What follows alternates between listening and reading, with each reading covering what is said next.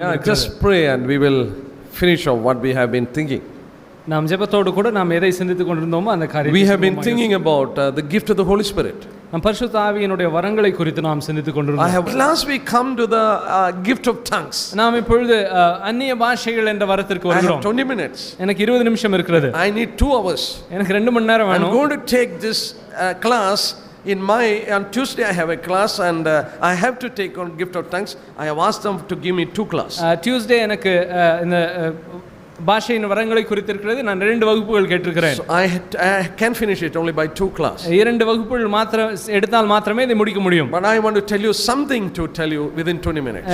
எனக்கு இருக்கிற நேரத்திலே நான் சுருக்கமாக உங்களுக்கு சொல்கிறேன். Some great movement has happened in 19th century. அங்கே 19வது நூற்றாண்டிலே ஒரு பெரிய ஒரு எழுப்புதல் உண்டானது. I told you the church has gone through 1000 years of dark age. அங்கே நான் ஏற்கனவே சொன்னேன் சபையானது 1000 வருஷ அளவுக்கு அந்தகாரமான ஒரு காலத்தினூடாய் வந்திருக்கிறது. 18th century reformation came. அங்கே 18வது நூற்றாண்டிலே எழுப்புதல் உண்டானது. Sorry, 16th century it was reformation. 16th century. 16வது நூற்றாண்டிலே எழுப்புதல் வந்தது. And the 18th century post reformation revival. அங்கே 18வது நூற்றாண்டிலே எழுப்புதலுக்கு பின்னான உண்டான புரட்சி. 19th century 19வது நூற்றாண்டில் beginning has seen some tremendous things in the world. 19வது நூற்றாண்டு ஆரம்ப காலத்திலே பெரிய மாற்றங்கள் கண்டது. Worldwide spiritual revival. அங்கே சர்வலோகம் முழுவதுமாக ஆவிக்குரிய எழுப்புதல். See, people have come back to the doctrine again. அங்கே ஜனங்கள் திரும்பவுமாக உபதேசத்திற்குள் வந்தார்கள். They knew the priesthood of believers. அங்கே priesthood of believers. விசுவாசிகளும் கூட ஆசாரியத்திற்குள் வந்தார்கள். They taught about the church properly. சபையை குறித்து சரியாக போதித்தார்கள். About the second coming of the Lord. ஆண்டவருடைய இரண்டாம் வருகை குறித்து போதித்தார்கள். Things of prophecies. அங்கே வெளிப்படுத்தின காரியங்களை குறித்து. And the gospel spread around the world. சுவிசேஷமானது சர்வலோகத்திலும் பிரசங்கிக்கப்பட்டது. Along with this some other movement also started. இதோடு கூட சேர்ந்து மற்ற காரியங்களும் புகுந்தது. This charismatic movement. பல பாஷை பேசுகிற அந்த காரியமும் வந்தது. And this movement also actually it started in 1830s. அங்கே 1830s அந்த காலகட்டங்களிலே இந்த காரியம் ஆரம்பித்தது. It was known as Irving movement and it started in London. Irving movement என்று சொல்லி அது லண்டன்ல ஆரம்பித்தது. That is not what we see today. இன்றைக்கு நாம் பார்க்கிறது அது அல்ல. Something happened in 1901. 1901ல ஏதோ ஒரு காரியம் நடந்தது. That happened on January 1st. ஜனவரி 1ஆம் தேதி இது நடந்தது. See, whenever January 1st come there many resolutions we take. அங்கே ஜனவரி 1 தேதி வரும்போது நாம் நிறைய தீர்மானங்கள் எடுக்கிறோம். There was a girl, her name was Miss Agnes Osman. அங்கே ஆக்னஸ் ஆஸ்மன் என்று சொல்லுகிற ஒரு பெண் இருந்தாள். She was in meditation. அவள் தியானித்துக் கொண்டிருந்தாள். January 1 to 1901.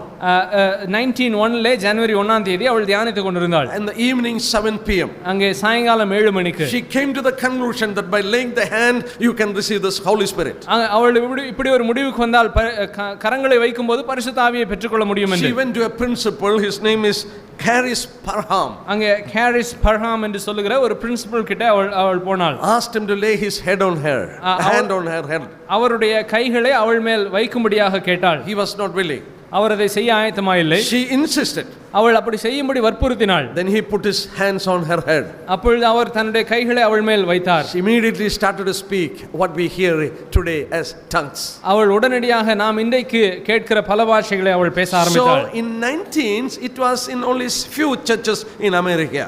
அதனாலே அந்த முதல் 19th century முதல் காலத்திலே அமெரிக்காவில் இருக்கிற ஒரு சில சபைகளிலே மாத்திரமே இது காணப்பட்டது. In 1960s it moved into the churches known as Pentecostal churches. அங்கே 1960லே அது பெந்தேகோஸ்தே சபைகள் என்று அழைக்கப்பட்டு அது விரிவாக ஆரம்பித்தது. 1967 it went into the Roman churches. அங்கே 1967லே அது ரோமன் சபைகளுக்குள்ளும் போனது. So the teaching from that time it was like this. அந்த காலகட்டத்திலிருந்து போதனை இப்படியா இருக்கிறது. And the evidence of the baptism of the Holy Spirit, one and the only evidence of the baptism of the Holy Spirit is speaking in tongues. அங்கே பரிசுத்த ஆவியானவருடைய அபிஷேகத்தினுடைய அடையாளம் ஒரே ஒரு அடையாளம் பல பாஷையில் பேசுவது. That's written in the book. I have the books. அது எழுதப்பட்டிருக்கிறது. அந்த புத்தகம் என்னிடத்தில் உண்டு. The one and the only evidence of baptism of the Holy Spirit is by speaking in the tongues. அங்கே பரிசுத்த ஆவியானவருடைய அபிஷேகத்தினுடைய ஒரே ஒரு அடையாளம் பல பாஷை பேசினது மாத்திரமே. Let me just point out that is a wrong thing. அது ஒரு தவறான என்பதை நான் உங்களுக்கு குறித்து சொல்கிறேன். Turn with me to Corinthians. கொரிந்தியர்களின் நிருபத்திற்கு திருப்புங்கள். Just wanted to tell you whether this is the only evidence for baptism of the Holy Spirit. பரிசுத்த ஆவியானவருடைய ஞானஸ்நானத்தினுடைய ஒரே ஒரு அடையாளம் இதுதானா என்பதை சரியாக்கும்படி சொல்கிறேன். ஞானஸ்நானம் இல்ல, Holy Spirit baptism. பரிசுத்த ஆவியின் பரிசுத்த ஆவியின் baptism.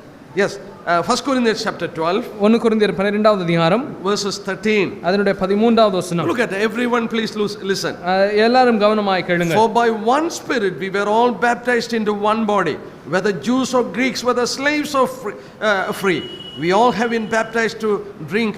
We all have been made to drink in one Spirit. நாம் யூதராயினும் கிரேக்கராயினும் அடிமையாயினும் சுயாதீனராயினும் எல்லாரும் ஒரே ஆவியினாலே ஒரே சரீரத்திற்குள்ளாக ஞானஸ்நானம் பண்ணப்பட்டு எல்லாரும் ஒரே ஆவிக்குள்ளாகவே தாகம் தீர்க்கப்பட்டோம். It is written one Spirit twice in that verse. அந்த வசனத்திலே இரண்டு முறை ஒரே ஆவி என்று சொல்லப்பட்டிருக்கிறது. And it is capital S is used. அந்த இடத்திலே capital S பயன்படுத்தப்பட்டிருக்கிறது. That is used for the Holy Spirit. அது பரிசுத்த ஆவியானவரை குறிக்கும்படியாக. By one Spirit we were baptized, all were baptized.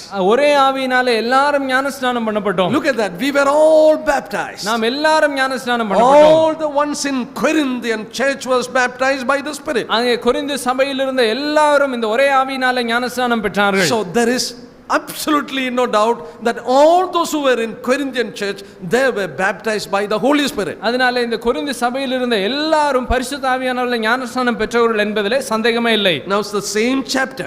அதே அதிகாரம். Look at verses chapter 12 verses 10 and 11. 12வது அதிகாரத்தின் 10 11 வசனங்களை பாருங்கள். Another we'll read from verses 7 onwards. 7வது வசனத்திலிருந்தே நாம் வாசிக்கலாம். But the manifestation of the Spirit is given to each one for the profit of all. ஆவியினுடைய அனுகிரகம் அவனவனுடைய பிரயோஜனத்திற்கு என்று அளிக்கப்பட்டிருக்கிறது. One given the word of the wisdom through the Spirit. எப்படியெனில் ஒருவனுக்கு ஆவியினாலே ஞானத்தை போதிக்கும் வரமும், to another the word of knowledge, வேறொருவனுக்கு அந்த ஆவியை அறிவை உணர்த்தும் வசனமும், to another faith by the same Spirit, வேறொருவனுக்கு அந்த ஆவியினாலேயே விசுவாசமும், to another gift of the healing by the same Spirit, வேறொருவனுக்கு அந்த ஆவியினாலேயே குணமாக்கும் வரங்களும், to another working of miracles, வேறொருவனுக்கு அற்புதங்களை செய்யும் சக்தியும், to another prophecy, to another discerning of the Spirit, வேறொருவனுக்கு தீர்க்கதரிசனம் உரைத்தலும், வேறொருவனுக்கு ஆவிகளை பகுத்தறிதலும், another to different kinds of tongues, வேறொருவனுக்கு பற்பல பாஷைகளை பேசுதலும். See, and then verses 11. அதற்கு பின் 11வது வசனம். But one the same Spirit working on. இவைகள் எல்லாம் அந்த ஒரே ஆவியானவர் நடப்பிக்கிறார். Here it is written, இங்கே இப்படியா எழுதப்பட்டிருக்கிறது, to by one Spirit to some gifts are given. இந்த ஒரே ஆவியினாலே ஒரு சிலருக்கு வேறொருவனுக்கு இன்னொருவனுக்கு கொடுக்கப்பட்டிருக்கிறது. Now Paul is asking the question in the end of that chapter. அந்த அதிகாரத்தினுடைய கடைசியிலே பவுல் இப்படி ஒரு கேள்வியை கேட்கிறார். And we read in verses 29. 29வது வசனத்திலே வாசிக்கிறோம். Are all apostles?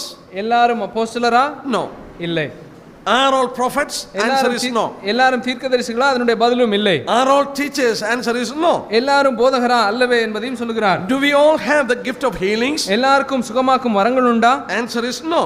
அதனுடைய பதிலும் இல்லை. Do we all speak in tongues? நாம் யாவரும் பாஷைகளை பேசுகிறோமா? Answer is no. அதனுடைய பதிலும் இல்லை. Do we all interpret? நாம் எல்லாரும் வியாக்கியானம் பண்ணுகிறோமா? Answer is no. அதனுடைய பதிலும் இல்லை. To some the gift of tongues is given. ஒரு சிலருக்கு அங்கே பாஷை பேசுகிற வரம் கொடுக்கப்பட்டது. Even when this gift was in the church, இந்த வரமானது சபையின் காலங்களிலே இருக்கும்போதும் கூட, it was only to some it was given. அது ஒரு சிலருக்கு மாத்திரமே கொடுக்கப்பட்டது. In the same chapter verses 13 we read, அதே அதிகாரத்தினுடைய 13வது வசனத்தில் வாசிக்கிறோம், we are all baptized by one Spirit. நாம் எல்லாரும் ஒரே ஆவியினாலே ஞானஸ்நானம் பெற்றிருக்கிறோம். So in the church of Corinth, அதனாலே கொரிந்து சபையில் there were people without the gift of healing or without the gift of speaking in tongues. அங்கே பல பாஷை பேசக்கூடிய வரமோ அல்லது சுகமளிக்கும் வரங்களோ இல்லாதவர்களும் இருந்தார்கள். But in the church of Corinth everyone was baptized by the Spirit. ஆனால் Corinth சபையில் இருந்த எல்லாரும் ஆவியினாலே ஞானஸ்நானம் பெற்றவர்கள். How can they say that then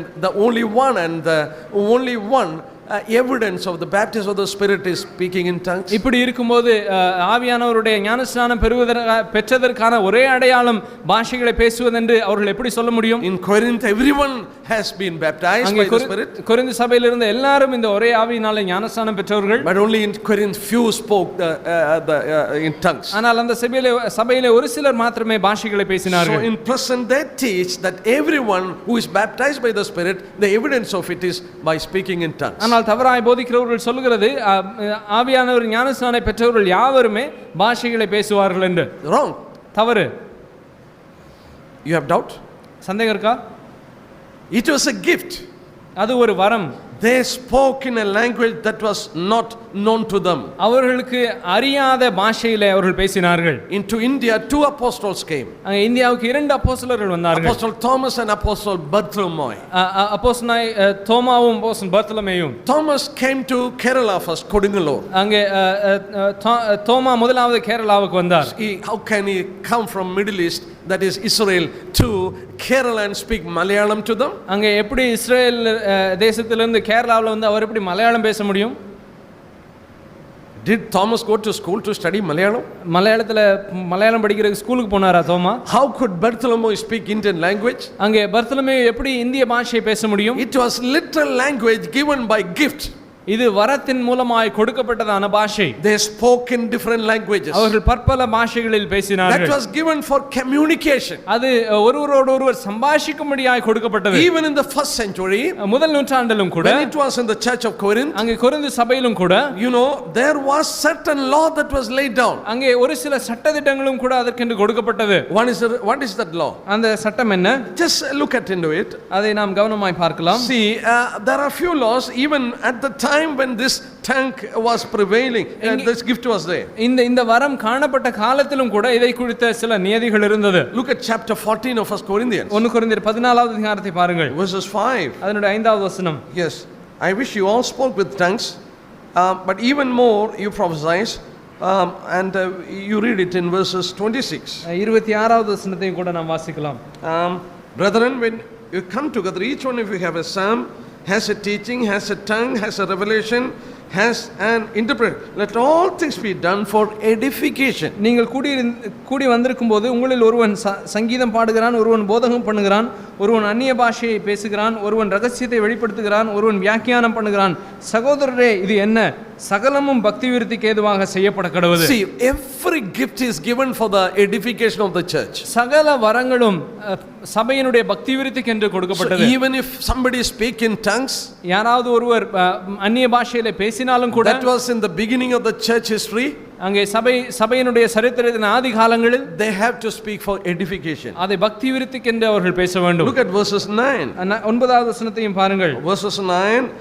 Unless you utter by tongues words easy to understand, how will it be known what is spoken? அதுபோல நீங்கள் தெளிவான பேச்சை நாவினால் வசனியாவிட்டால் பேசப்பட்டது இன்னதென்று எப்படி தெரியும்? They had to speak it very clearly. அவர்கள் மிக தெளிவாக பேச வேண்டும். Look at verses 34 and 35. 34 35 வசனங்களையும் பாருங்கள். And let your woman keep silent in the church, and it is not allowed for women to speak. சபைகளில் உங்கள் ஸ்திரீகள் பேசாமல் இருக்க கடவர்கள், பேசும்படி அவர்களுக்கு உத்தரவில்லை. This is written in the chapter of tongues.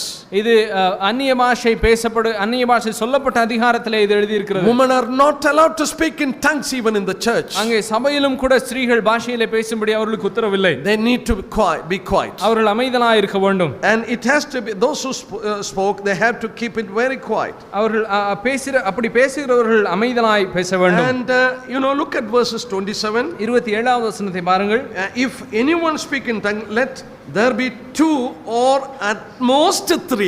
யாராவது அந்நிய பாஷையில பேசுகிறதுண்டானால் அது 2 பேர் மட்டில் அல்லது மிஞ்சினால் 3 பேர் மட்டில் அடங்கும். Each in one has to speak. அங்கே அவர்கள் ஒவ்வொருவராய் பேச வேண்டும். God allowed only 2 people to speak. அங்கே 2 பேர் மாத்திரமே பேசும்படி தேவன் அனுமதிக்கிறார். At most 3. மிஞ்சினால் 3 பேர்.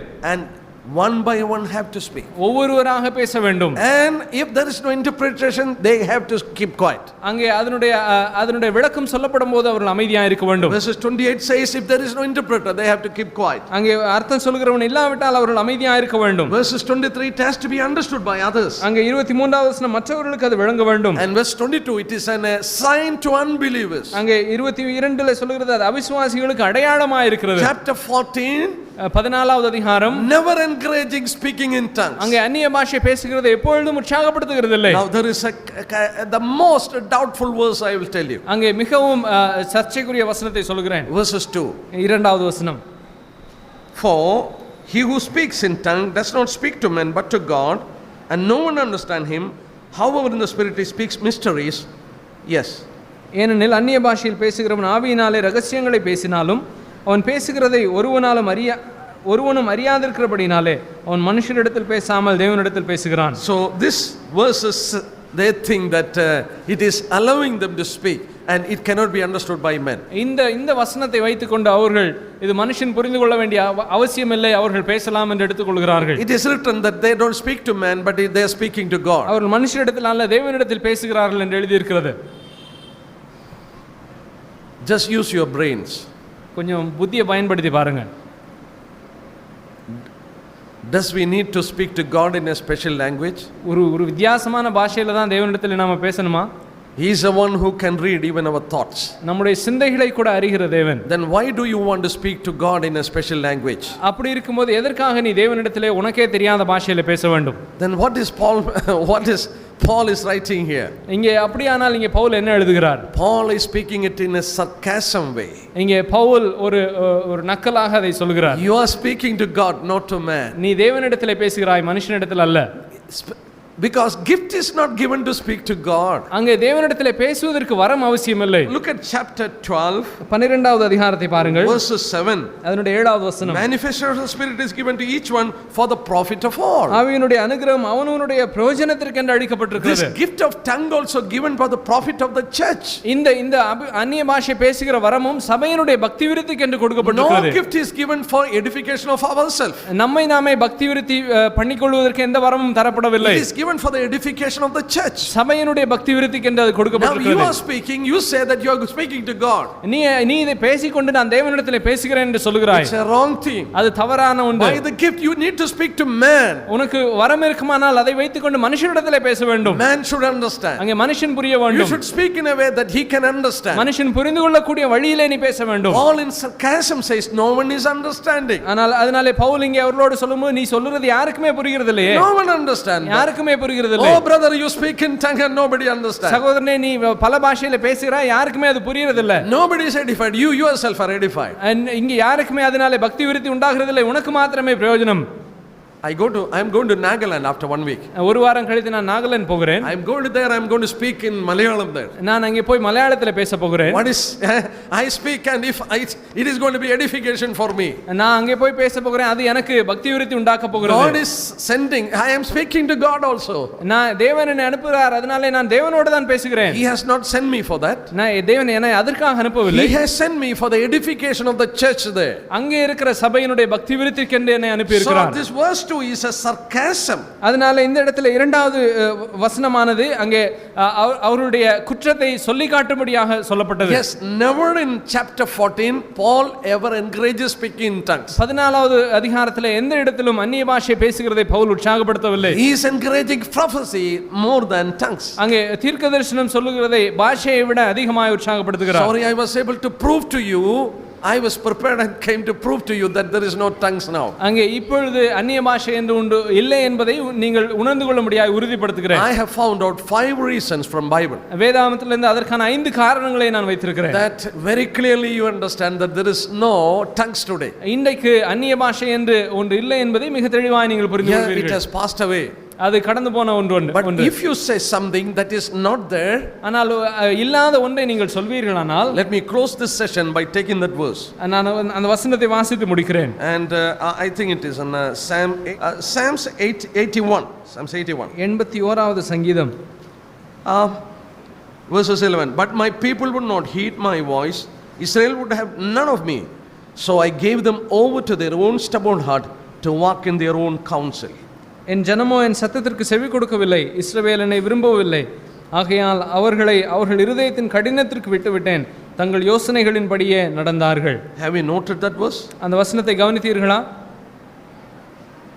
If people are stubborn in their persisting in their own will, ஜனங்கள் தங்களுடைய சொந்த யோசனையை குறித்து அதன் மேல் கடினமாக இருப்பார்களானால், if they don't heed to my words, அவர்கள் என்னுடைய வார்த்தைக்கு செவி கொடுக்காவிட்டால், I will give them over to their own stubborn heart. நான் அவர்களுடைய கடின இருதயத்திற்கே அவர்களை விட்டு விடுவேன். To walk in their own counsels. தங்களுடைய சொந்த ஆலோசனையின்படியே நடப்பார்கள். Have you noted that? கவனித்தீர்களா? When God says it is not there, அங்கே தேவன் ஒரு காரியம் இல்லை என்று சொல்லும்போது, and you say that it is there, ஆனால் நீங்கள் வந்து அது இருக்கிறது என்று சொன்னால், God will not compel on you. He will give over you to that thing. தேவன் உங்களை அதை குறித்து அவர் உங்களை அழுத்தி சொல்ல மாட்டார், உங்களை அதற்கென்று விட்டு விடுவார். You say there is healing and tongues, you go on like that. அங்கே சுகமளிக்க ஒன்று இருக்கிறது என்று நீ சொல்வாயானால் அப்படியே போ. He will give over you to a stubborn nature. அங்கே ஒரு கடினமான ஒரு இருதயத்திற்கு உன்னை விட்டு விடுவார். We need to be humble before God to understand His truths. நாம் தேவனுடைய சத்தியங்களை உணர்ந்து கொள்வதற்கு முதலாவது தேவனுக்கு முன்னதாக நாம் தாழ்மையாக இருக்க வேண்டும். What we believe is 100% true to the scriptures. நாம் விசுவாசிக்கிறது வேதாகமத்தின் அடிப்படையில் 100% உண்மையாக இருக்கிறது. We are a blessed people that God has brought us into such kind of group. நாம் இப்படிப்பட்ட ஒரு கூட்டத்திற்குள்ளே தேவன் நம்மை ஆசீர்வதித்து கொண்டு வந்து சேர்த்திருக்கிறார். We may be small groups. நாம் சிறிய கூட்டங்களாக இருக்கலாம். But we are the one who keeps His word. ஆனால் நாம் தான் அவருடைய வசனத்தை பிடித்துக் கொண்டிருக்கிறவர்கள். He has promised us blessing as we keep His word. நாம் அவருடைய வசனத்தை காத்துக்கொள்ளும்போது நமக்கு அவர் ஆசீர்வாதங்களை வாக்கு பண்ணி இருக்கிறார். May the Lord bless these words. இந்த வார்த்தைகளை தேவன் நமக்கு ஆசீர்வதிப்பாராக.